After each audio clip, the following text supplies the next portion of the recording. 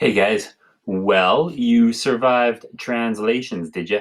Today I'm going to introduce you to rotations. Now, rotations are a little different than translations. Translations were just sliding an object across the page, whereas rotation is kind of like spinning. So, yeah, we're on part two out of a three-part series today. Your goal for today's class is that I can rotate a shape 1/4, 1/2, 3/4, and a full rotation. So we'll talk a little bit more about each of these amounts here through today's lesson.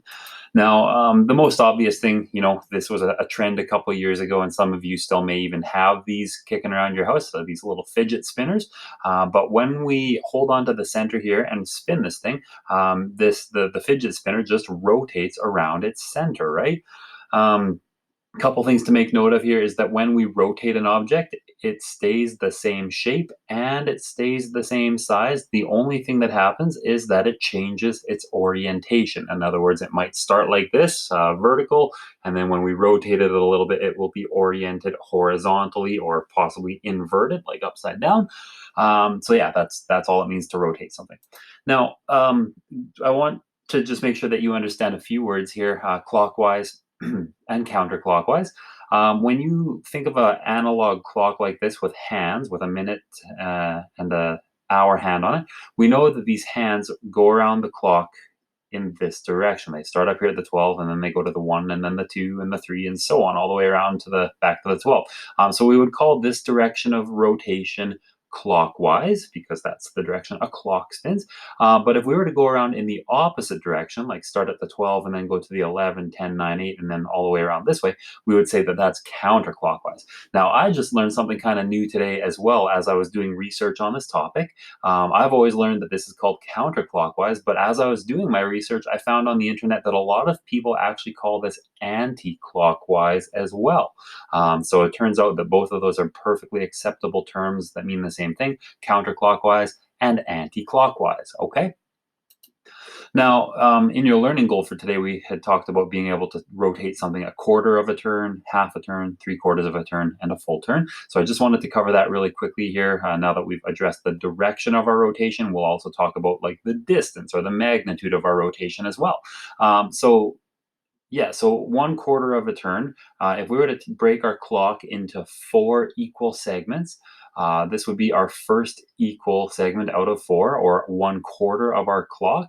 And yeah, so if we were to take our minute hand and rotate it from the 12 to the 3, that would be 1/4 of a turn. A half of a turn would be from our 12 down to our 6 o'clock down here at the bottom. 3/4 of a turn would take us from the 12 all the way around to the 9, and then one full rotation takes us all the way back up to the 12 again. And so if we were just to take a snapshot of me sitting here, and then I were to spin around in a full rotation, and then we were to like take another snapshot, I would end up in the exact same position. If you missed all the turning, you wouldn't even know that I moved at all, right? Um, Okay, so let's just walk through a few little examples here, just to make sure we get this. So rotate this rectangle 1/4 of a turn clockwise. So the first thing is just always paying attention to the direction of the turn. So I've put a little reminder on here that clockwise is the direction that clock hands spin. Now the nice thing about Google Slides is that when you click on an object, you can resize it using these little square handles on the edges and vertices. But there's also this handle above the object here, and you can see that if I grab this handle, it allows me to rotate, okay? And so if I wanna rotate this thing 1/4 of a turn clockwise, I'm simply going to grab that handle and rotate it like that, okay? 1/4 of a turn clockwise. Example number 2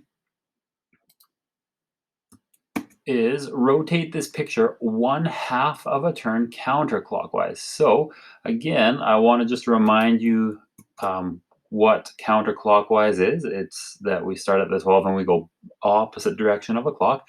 So now I'm going to grab my handle and I'm going to rotate it around this way. So this is 1/4 of a turn, but the question wants us to go a half of a turn counterclockwise. And so when we do that, this picture basically just turns upside down. And it's actually kind of funny with this picture.